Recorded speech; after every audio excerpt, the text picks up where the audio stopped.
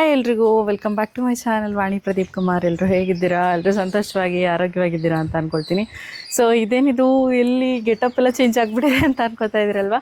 So ನಾನು ಊರಿಗೆ ಬಂದು ಆಲ್ಮೋಸ್ಟ್ 5 ದಿನ ಆಯ್ತಾವಿನಿ. 5 ದಿನ ಆಗ್ತಾ ಬಂತು. ವ್ಲಾಗು ಇಲ್ಲ, ಯಾಕೆ ಅಂದರೆ ನಮ್ಮ ಹೊಸ ಮನೆಗೆ ಟೇಲ್ಸ್ ನೋಡ್ತಾ ಇದ್ವಿ ನಾವು.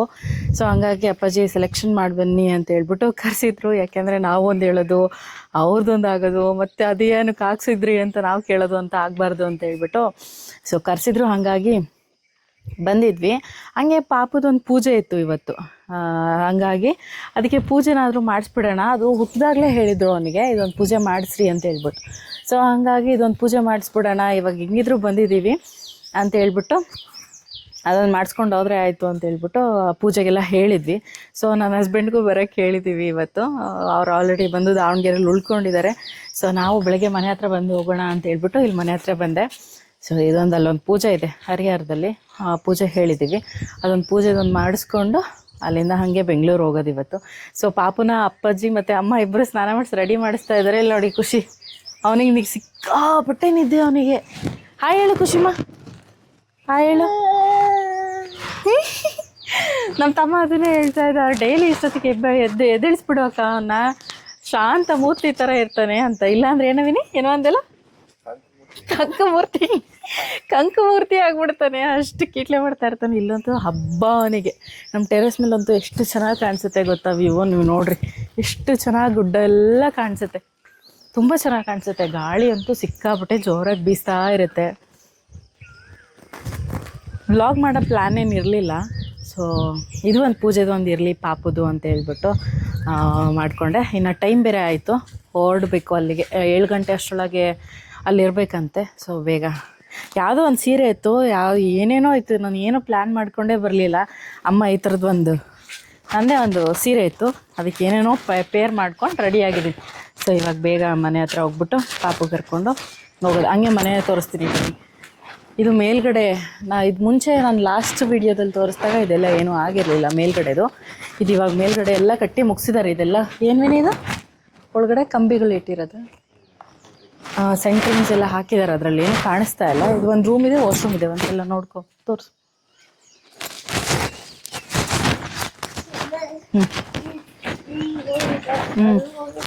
ಹಂಗೋಗಿದ್ದೆ ಹಿಂಗೋಗಿದ್ದೆ. ಇದೇನಾ ಬಾ, ನಿದ್ದೆ ಬರ್ತೈತಪ್ಪ ಖುಷಿ, ನಿದ್ದೆ ಬರ್ತೈತಾ? ಸೊ ಇವಾಗ ಇನ್ನೂ ಕತ್ಲಿದೆ ಅಲ್ವಾ, ಏನೂ ಕಾಣಿಸ್ತಾ ಇಲ್ಲ. ಕೆಳಗಡೆ ಒಂದು ಸಲ ವಿಡಿಯೋದು ಮಾಡ್ಕೊಂಡಿಡೋಣ ಅಂತ ಹೇಳ್ಬಿಟ್ಟು ನಡಿ. ಇದು ಬಾಗಿಲು ಪೂಜೆಗೆ ಅಂತ ಬಂದಿದ್ದು ನಾವು. ಅದಾದಮೇಲೆ ಮತ್ತೆ ಇವಾಗಲೇ ನೆಕ್ಸ್ಟ್ ಟೈಮ್ ಬರೋ ಅಷ್ಟರೊಳಗೆ ಇದು ಕಂಪ್ಲೀಟ್ ಮನೆ ಮುಗಿದೋಗಿರುತ್ತೆ. ಇವಾಗ ಟೇಲ್ಸ್ ಎಲ್ಲ ಸೆಲೆಕ್ಟ್ ಮಾಡಿದ್ದೀವಿ. ಬಾವಿನು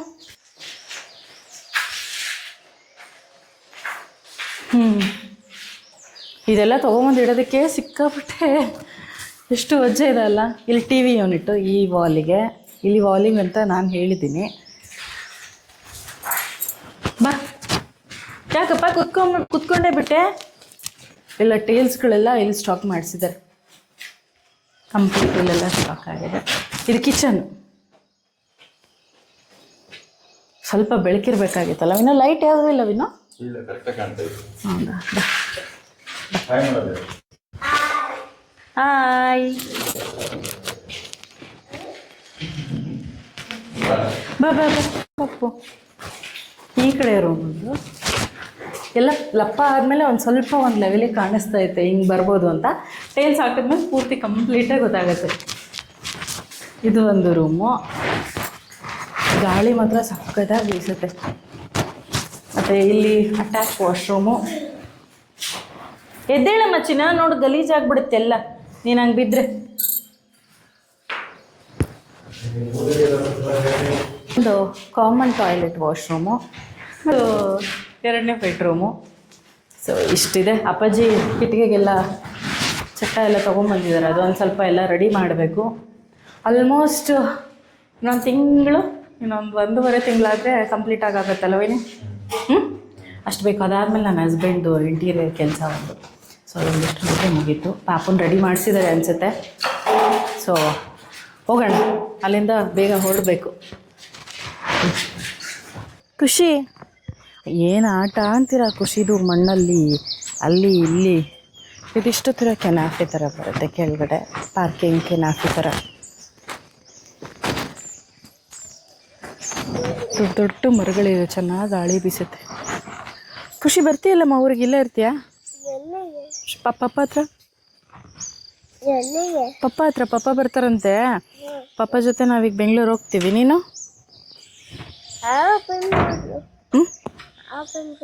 ನಿನಗೆ ಗೊತ್ತಿಲ್ಲಲ್ಲ? ಹಂಗಾದ್ರೆ ಇಲ್ಲೇ ಇದ್ಬಿಡಪ್ಪಾಜಿ, ನಾವು ಹೋಗ್ತೀವಿ. ಇಲ್ಲೇ ಶಶಿಮ್ಮ ಜೊತೆ ತಾತಿ ಜೊತೆ ಇದ್ಬಿಡು. ಬರಬೇಡ, ಏನು ಬರ್ತೀಯ ಬಿಡ. ಬರ್ತೈತೆ. ಇನ್ನು ತುಂಬ ಚೆನ್ನಾಗಿ ಕಾಮೆಂಟ್ ಮಾಡಿ ಕೇಳ್ತಾನೆ ಇದ್ರಿ, ಅಕ್ಕ ಎಲ್ಲಿ ವೀಡಿಯೋಸೇ ಬರ್ತಾಯಿಲ್ಲ ನಿಮ್ಮದು, ಮಿಸ್ ಮಾಡ್ಕೋತಾ ಇದ್ದೀವಿ ಅಂತ ಹೇಳ್ಬಿಟ್ಟು. ಅಂದರೆ ಊರಿಗೆ ಬಂದಿದ್ನಲ್ವ, ಸೊ ಹಾಗಾಗಿ ವ್ಲಾಗ್ಸ್ ಎಲ್ಲ ಮಾಡೋದಕ್ಕಾಗಿಲ್ಲ. ಅಟ್ಲೀಸ್ಟ್ ಮಿನಿ ವ್ಲಾಗ್ ಆದರೂ ಹಾಕಿ ಅಕ್ಕ ಅಂತ ಕೇಳ್ತಾ ಇದ್ರಿ. ಸೊ ಊರಿಗೆ ಬಂದುಬಿಟ್ರೆ ಏನಾಗ್ಬಿಡುತ್ತೆ ಗೊತ್ತಾ, ಕಂಪ್ಲೀಟ್ ರೆಸ್ಟ್ ಮೋಡಲ್ಲಿ ಹೋಗ್ಬಿಡ್ತೀನಿ. ಅದೇನೋ ವ್ಲಾಗ್ ಮಾಡೋ ಮೂಡೇ ಬರೋಲ್ಲ ನನಗೆ, ಆ ಥರ ಅನ್ನಿಸ್ತಾ ಇರುತ್ತೆ.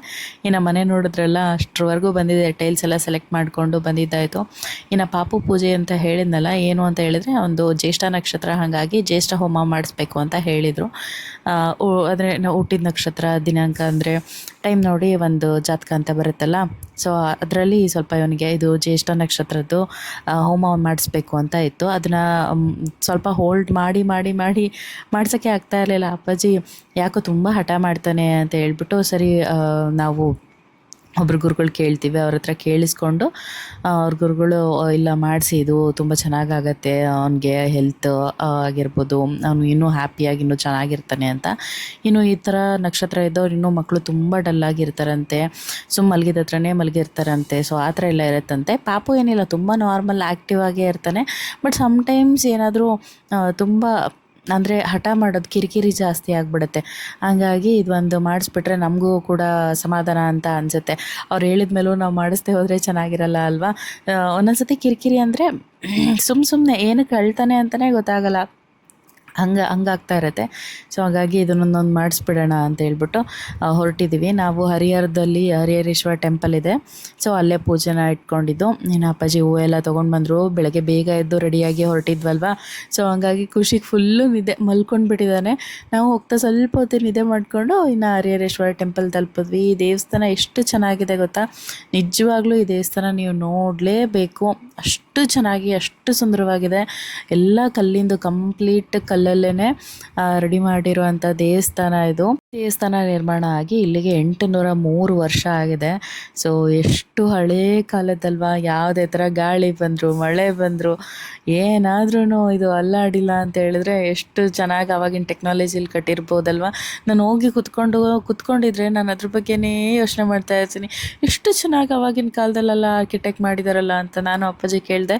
ಸೊ ಈಗಿನ ಕಾಲದಲ್ಲಿ ಯಾರು ಇಷ್ಟು ಕೆಲಸ ಮಾಡಲ್ಲ ಅಮ್ಮ, ಆವಾಗಿನ ಕಾಲದಲ್ಲಿ ಕೆಲಸನೇ ಕೆಲಸ. ಎಷ್ಟು ಚೆನ್ನಾಗಿ ಕೆತ್ತನೆ ಮಾಡಿ ನಿಲ್ಲಿಸಿದ್ದಾರೆ ನೋಡಿ, ಒಂದೊಂದು ಆರ್ಟ್ ವರ್ಕು ನೋಡ್ಬೇಕು ನೀವು, ಅಷ್ಟು ಚೆನ್ನಾಗಿರುತ್ತೆ. ನೋಡಿರೋರಂತೂ ನಮ್ಮ ದಾವಣಗೆರೆ ನಿಯರ್ ಇರೋ ಎಲ್ಲ ನೋಡಿರ್ತೀರ. ಸೊ ಒಂದ್ಸಲ ವಿಸಿಟ್ ಮಾಡಿ. ಇಲ್ಲಿ ಹರಿ ಮತ್ತು ಹರ ಇಬ್ಬರು ದೇವ್ರು ಇರೋದ್ರಿಂದ, ಸೊ ಹಂಗಾಗಿ ಹರಿಹರೇಶ್ವರ ಅಂತ ಹೇಳ್ಬಿಟ್ಟು ಒಂದೇ ದೇವರು, ಹರಿ ಮತ್ತು ಹರ ಇಬ್ಬರು ಸೇರಿ ಒಂದೇ ದೇವರಾಗಿರೋದ್ರಿಂದ ಹರಿಹರೇಶ್ವರ ದೇವಸ್ಥಾನ ಅಂತ ಕರೀತಾರೆ. ಸೊ ಒಳಗಡೆ ಎಲ್ಲ ಫೋಟೋ ತೆಗಿಯಂಗಿರಲಿಲ್ಲ, ಈ ಕಡೆ ಮಠ ಇತ್ತು, ಅಲ್ಲಿಗೆ ಬಂದುಬಿಟ್ಟು ಸೊ ಇನ್ನು ನೋಡಿ ಖುಷಿ ಯಾವ ಥರ ಪಾಪನ ಹೊತ್ಕೊಂಡು ಅಡ್ಡಾಡ್ತಾ ಇದ್ದಾನೆ ಅಂತ ಹೇಳ್ಬಿಟ್ಟು ಹಸ್ಬೆಂಡ್ ಕೂಡ ಬಂದರು. ಅವ್ರು ಬಂದಿದ್ದೇನೆ. ಇನ್ನು ಪೂಜೆಗೆಲ್ಲ ತಯಾರಿ ಮಾಡ್ಕೋಬೇಕಾಯ್ತು. ಇನ್ನು ದೇವಸ್ಥಾನಕ್ಕೆ ಇನ್ನೊಂದು ರೌಂಡ್ ಹಾಕ್ಕೊಂಡು ಬಂದ್ವಿ, ಚೆನ್ನಾಗಿರುತ್ತೆ ಅಂತ ಹೇಳ್ಬಿಟ್ಟು. ನೋಡಿ ಆಂಜನೇಯ ಸ್ವಾಮಿ ಎಷ್ಟು ಚೆನ್ನಾಗಿ ಕಾಣಿಸ್ತಾ ಇದೆ ಅಲ್ವಾ.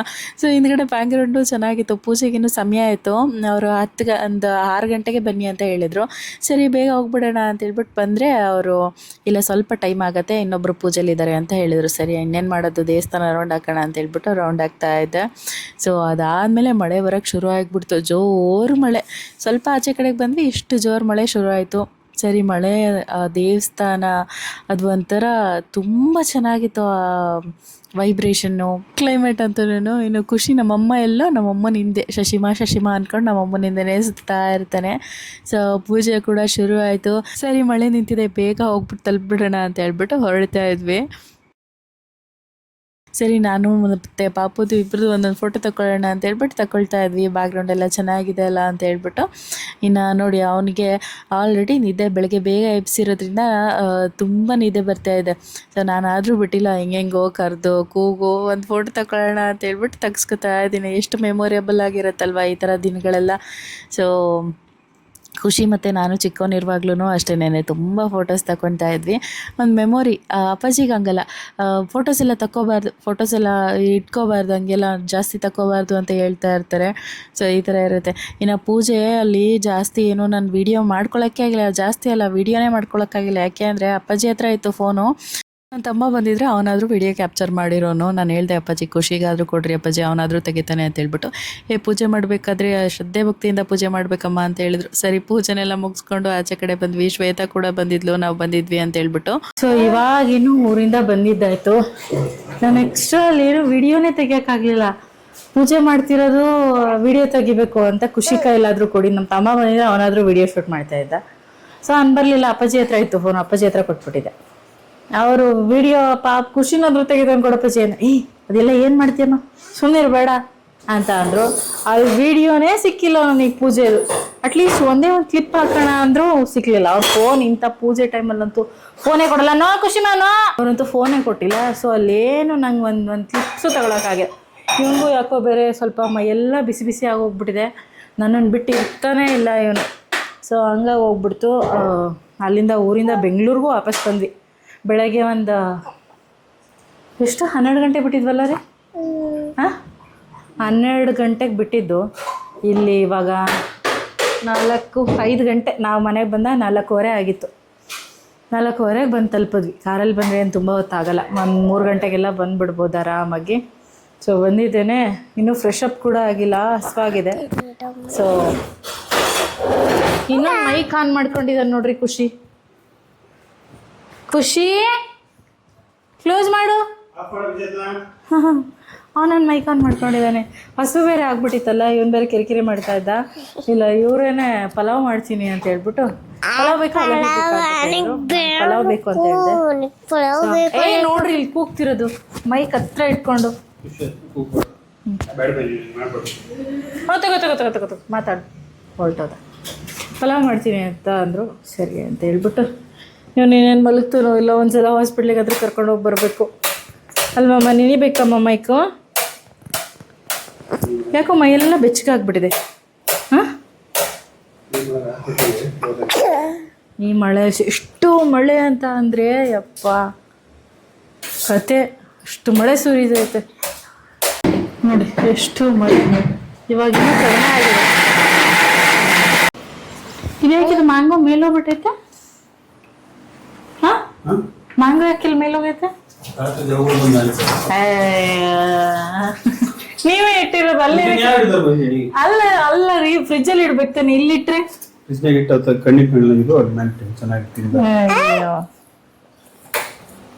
ಪಪ್ಪ ಬೇಗ ಬೇಗ ಮಾಡಿ, ಹಸಿವಾಗಿದೆ. ಖುಷಿ ಹೋದಾನು ಕೊಡ್ಲಿಲ್ಲಲ್ಲ ಮೈಕು. ಮ್ಯಾಗ್ನೆಟ್ ಊರೋಗೈತಾ ಇದು?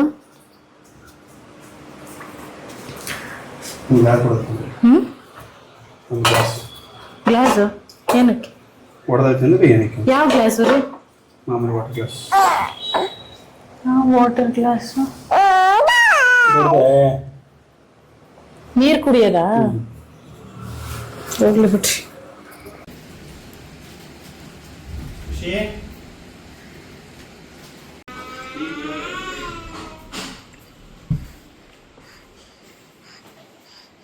ರಾಗಪ್ಪ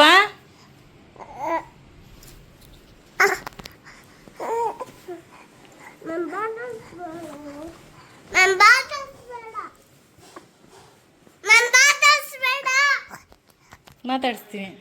ಪಪ್ಪ ಕರಿತಿದ್ದಾರೆ ನೋಡು.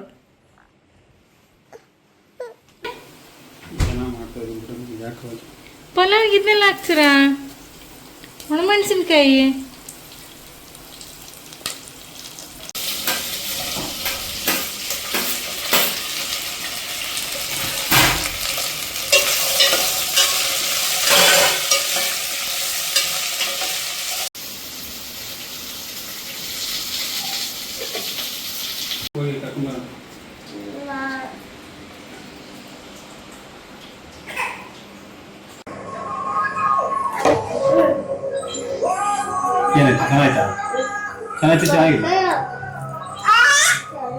ತಿಂಡಿ ಕೂಡ ರೆಡಿ ಮಾಡಿದ್ದಾಯ್ತು.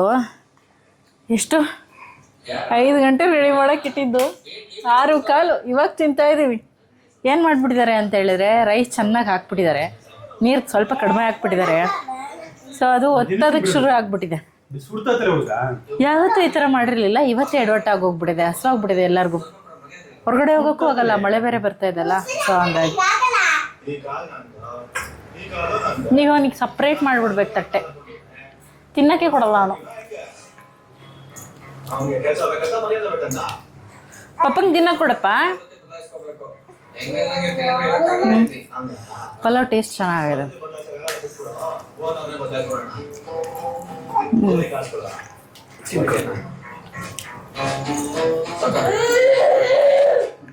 ನೋಡಿ ನಮ್ಮ ಸಣ್ಣವನಂತೂ ಸುಮ್ಮ ಬಿಡ್ತಾನೆ ಇಲ್ಲ, ಎಲ್ಲಂದ್ರೆ ಅಲ್ಲಿ ನುಗ್ಗದೆ, ಏನು ಕೈ ಸಿಗದ ಅದು ಎಳಿಯೋದು. ತಗೊಮ್ಮ, ಅವ್ನು ಮ್ಯಾಂಗೋ ತಿಂದ. ಅವಾಗಲೇ ಅವ್ರ ಪಾಪ ಮ್ಯಾಂಗೋ ಹಚ್ಚಿದ್ರು, ಮ್ಯಾಂಗೋ ತಿಂದು ಎಲ್ಲ ಮುಳುಗಿಸ್ಕೊಂಡಿದ್ದಾನೆ ಇವಾಗ.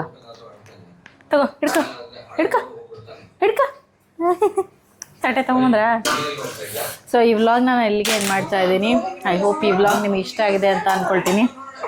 ಮತ್ತೊಂದು ಬ್ಯೂಟಿಫುಲ್ ವ್ಲಾಗ್ ಜೊತೆ ಮತ್ತೆ ಸಿಗ್ತೀನಿ. ಅಲ್ಲಿವರೆಗೂ ಟೇಕ್ ಕೇರ್, ಬಾಯ್, ಎಷ್ಟ್ ಕೇರ್ ಗೈಸ್.